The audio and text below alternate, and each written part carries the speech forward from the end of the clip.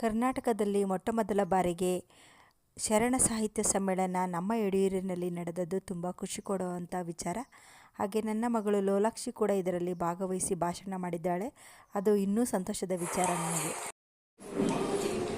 ಭಾರತ ಉಪಖಂಡ, ಅದರಲ್ಲೂ ಕನ್ನಡದ ನೆಲದಲ್ಲಿ ಘಟಿಸಿದ 12ನೇ ಶತಮಾನದ ಬಸವಾದಿ ಶರಣರ ಚಳುವಳಿ ಒಂದು ವಿಶಿಷ್ಟ ಹಾಗೂ ವಿನೂತನ ಜನಾಂದೋಲನ. ಬಹುಜನರು ಒಂದೆಡೆಗೆ ಸೇರಿ ಬಹುದೇಶಗಳ ಉದ್ದೇಶ ಈಡೇರಿಕೆಗಾಗಿ ನಡೆದು ಹೋದ ಅಪರೂಪದ ಕ್ರಾಂತಿ. ಆಚಾರ ಪ್ರಧಾನ ನಡವಳಿಕೆಗಳ ವಿಚಾರಗಳನ್ನು ನಗಣ್ಯಗೊಳಿಸಿ ಜೀವಂತ ಮಾನವನಿಗಿಂತ ಕಲ್ಪನೆಯ ದೇವರಿಗೆ ಪ್ರಾಧಾನ್ಯತೆ ನೀಡುತ್ತಾ ಅಲ್ಲಿನ ಮೂಲ ನಿವಾಸಿಗಳಿಗೆ ಅವರವರ ಮೂಲ ಮಾನವ ಹಕ್ಕುಗಳಿಂದ ಅಮಾನುಷವಾಗಿ ಶೋಷಿಸುತ್ತಿದ್ದ ಕಾಲದಲ್ಲಿ ಶರಣರು ವೈಚಾರಿಕ ಆಂದೋಲನವೊಂದನ್ನು ರೂಪಿಸಿದರು. ಹೊಸ ವಿಚಾರಗಳ ಆಧಾರದಲ್ಲಿ ವರ್ಗ, ವರ್ಣ, ಲಿಂಗ ತಾರತಮ್ಯ ರಹಿತ ಸಮಾಜ ನಿರ್ಮಾಣಕ್ಕೆ ರೂಪುರೇಷೆಗಳೊಂದಿಗೆ ನಿರ್ಮಿಸಿದರು. ಶರಣರು ಸರ್ವಾಂಗೀಣ ಸಮಾನತೆ ಉದ್ದೇಶ ಈಡೇರಿಕೆಗಾಗಿ ಅನುಭವ ಮಂಟಪವೆಂಬ ಪ್ರಜಾ ಸಂಸ್ಥೆಯೊಂದನ್ನು ನಿರ್ಮಿಸಿದರು. ಈಗ ಕುಣಿಗಲ್ ತಾಲೂಕಿನ ಮಹಾತ್ಮ ಗಾಂಧಿ ಸರ್ಕಾರಿ ಪ್ರೌಢಶಾಲಾ ಮಕ್ಕಳು ಅನುಭವ ಮಂಟಪದ ಮುಖೇನ ಪಾತ್ರ ನಿರ್ವಹಿಸುತ್ತಿದ್ದಾರೆ. ನೋಡಿ ಬರೋಣವೇ. ಅಕ್ಕ ಮಹಾದೇವಿಯವರು, ಕಿನ್ನರ ಬ್ರಹ್ಮಯ್ಯನವರು. ವಚನಗಳನ್ನು ಓದುತ್ತಾ ಕುಳಿತಿದ್ದ ಮಹಾದೇವಿಗೆ ಎಲ್ಲೆಲ್ಲೂ ಅನುಭವ ಮಂಟಪ ಕಾಣುತ್ತಿತ್ತು. ಕಲ್ಯಾಣ, ಬಸವ ಎಂಬ ಎರಡು ಶಬ್ದವು ಹೃದಯದಲ್ಲಿ ವಾದನಿಸುತ್ತಿತ್ತು. ಕಲ್ಯಾಣವೆಂಬ ಪ್ರಣತೆಯಲ್ಲಿ ಭಕ್ತಿ ರಸವೆಂಬ ತೈಲವನ್ನೆರೆದು ಆಚಾರವೆಂಬ ಭಕ್ತಿಗುಂಟು ಬಸವಣ್ಣನೆಂಬ ಜ್ಯೋತಿ ಮುಟ್ಟಿಸಲು ಆ ಬೆಳಗಿ ತೊಡಗುತ್ತಿದ್ದರೆ ಶಿವನ ಪ್ರಕಾಶ, ಆ ಬೆಳಗಿ ತೊಡಗಿ ಶಿವನ ಪ್ರಕಾಶ. ಅಕ್ಕ ಮಹಾದೇವಿಯವರು ಅನುಭವ ಮಂಟಪಕ್ಕೆ ಆಗಮಿಸಿದ್ದಾರೆ.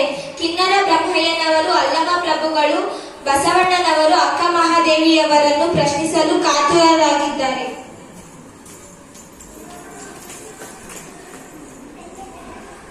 ಇಲ್ಲಿ ಬನ್ನಿ ಬ್ರಹ್ಮಯ್ಯನವರೇ.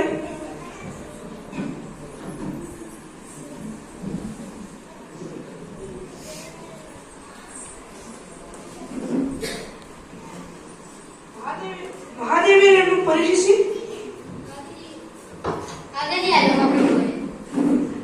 ಸ್ವಾಗತ, ಸುಸ್ವಾಗತ. ಬನ್ನಿ ಮಹಾದೇವಿಯವರೇ. ನಮ್ಮ ಕಲ್ಯಾಣ ನಗರಕ್ಕೆ ನಮಗೆ ಸುಸ್ವಾಗತ. ಜಗತ್ತಿನಲ್ಲಿ ಬಗೆಬಗೆಯ ಶೃಂಗಾರಗಳನ್ನು ಮಾಡಿಕೊಂಡು ಪುರುಷರನ್ನು ಸೆಳೆಯುವ ಹೆಣ್ಣು ಮಕ್ಕಳಿದ್ದಾರೆ. ಆದರೆ ನೀವು ದಿಗಂಬರವನ್ನು ಧರಿಸಿ ನಿಮ್ಮ ಅಂಗಾಂಗಗಳನ್ನು ಪ್ರದರ್ಶಿಸಿ ಪುರುಷರನ್ನು ಸೆಳೆಯಲು ಪ್ರಯತ್ನ ಮಾಡುತ್ತಿದ್ದೀರಾ. ಇಂತಹ ವಿಚಿತ್ರವನ್ನು ನಾನು ಈಗಲೇ ಕಂಡಿದ್ದು. ಮೈ ದಿಗಂಬರವಾದರೆ ಸಾಲದು, ಮನಸ್ಸು ಬೆತ್ತಲೆಯಾಗಬೇಕು. ನಿನ್ನದೆಂತ ವಿಕೃತಿ ಗುಡುಗುಡು. ನನಗೆ ಹಾಗನ್ನಿಸದು ಅಣ್ಣ. ಈ ಜಗತ್ತನ್ನು ಯಂತ್ರದಂತೆ ಕ್ರಮಬದ್ಧವಾಗಿ ತಿರುಗಿಸುವ ಯಂತ್ರವಾಹಕ ನಿರಾಕಾರ ಶಕ್ತಿಯೇ ದೇವರು. ಅವನನ್ನು ಅಲ್ಲಗಳೆದುದೆಂದರೆ ತನ್ನ ಅಸ್ತಿತ್ವವನ್ನೇ ಅಲ್ಲಗಳೆದುಕೊಂಡಂತೆ. ಆದ್ದರಿಂದ ನನ್ನ ವಿಶ್ವಾಸವನ್ನು ಯಾರು ಕಾಣಿಸುತ್ತೆ. ಒಂದೇ ಒಂದು ಮಾತು ಮಹಾದೇವ್, ನಿನ್ನ ಸ್ವಭಾವ ನನಗೆ ಹಿಡಿಸಿತು. ನಾವಿಬ್ಬರು ಏಕೆ ಬಂದಾಗಿ ಭಕ್ತಿ ಮಾಡಿ ಶಿವನನ್ನು ಏಕೆ ಹೋಲಿಸಬಾರದು? ನಾವಿಬ್ಬರು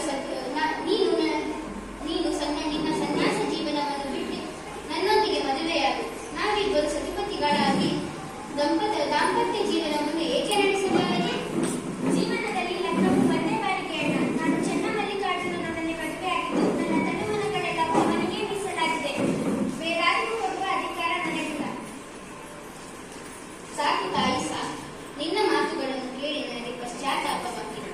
ಶರಣಾರ್ಥಿ ತಾಯಿ, ನಮ್ಮೊಬ್ಬ ಶರಣಾರ್ಥಿ ಕರುಣಾಸಾಗರ ನಿಧಿಯೇ. ನಾನು ಅಲ್ಲಮಗಳು. ನನ್ನ ಪ್ರಶ್ನೆಗೆ ಉತ್ತರ ಮಹಾದೇವಿ. ಪರಮಾತ್ಮನನ್ನು ಮದುವೆಯಾಗಿರುವ ಏಕೆ ಮಾತು ಆಡುತ್ತಿದೆಯಾ?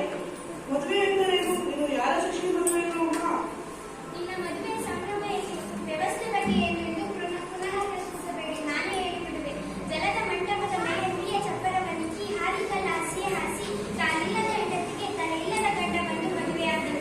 ಎಂದೆಂದಿಗೂ ಬಿಡದ ಬಾಳವೆಗೆ ಕೊಟ್ಟರೆನ್ನ ಚೆನ್ನಮಲ್ಲಿಕಾರ್ಜುನನೆನ್ನ ಗಂಡಗೆನ್ನ ಮದುವೆ ಮಾಡಿದರು.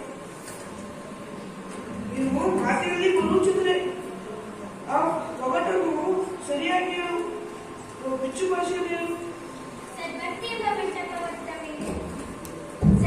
ಎಂಬ ಮಂಟಪದ ಮೇಲೆ ಸುಜ್ಞಾನವೆಂಬ ಚಪ್ಪರವನ್ನಿಕ್ಕಿ ಸತ್ಕ್ರಿಯೆ ಎಂಬಂತಹ ಹಸೆ ಮಳೆಯನ್ನು ಹಾಸಿದರು. ದುಶ್ಚಾರಿತ್ರವೆಂಬ ಕಾಲಿಲ್ಲದ ವಿಜ್ಞಾಸವೆಂಬ ವಧುವಿಗೆ ವೃತ್ತಿಜ್ಞಾನ ಇಂದ್ರಿಯ ಜ್ಞಾನವೆಂಬಂತಹ ತಲೆಯಿಲ್ಲದ ಚೈತನ್ಯ ಜ್ಞಾನಂತ ಪರಶಿವನು ವರನಾದರು. ನಮ್ಮಿಬ್ಬರದು ಬಿಡದ ಬಾಳುವೆ. ಚೆನ್ನ ಮಲ್ಲಿಕಾರ್ಜುನನಿಗೊಳ್ಳ ನಿತ್ಯ ಮುತ್ತೈದೆ ನಾನು. ಭಲೆ ಭಲೆ ಭಲೆ ಭಲೆ. ಶರಣು ಶರಣು ಶರಣು ಈ ಎಲೆ ತಾಯಿ ನಮ್ಮವ್ವ, ಶರಣು ಶರಣಾರ್ಥಿ ಕರುಣಾ ಸಾಗರ ನಿಧಿಯೇ. ಶರಣರೇ ಮತ್ತು ಶರಣಿಯರೇ, ಈ ಹೆಣ್ಣು ಕೂಸಿನ ವ್ಯಕ್ತಿತ್ವವನ್ನು ನೋಡಿರಿ. ದಿಗಂಬರಳಾಗಿ ನಿಂತಿದ್ದರು. ಒಬ್ಬರ ಮನಸ್ಸಿನಲ್ಲಿಯೂ ವಿಕೃತ ಭಾವನೆಗಳು ಮೂಡಿಲ್ಲ. ಪುಟ್ಟ ಬಾಲ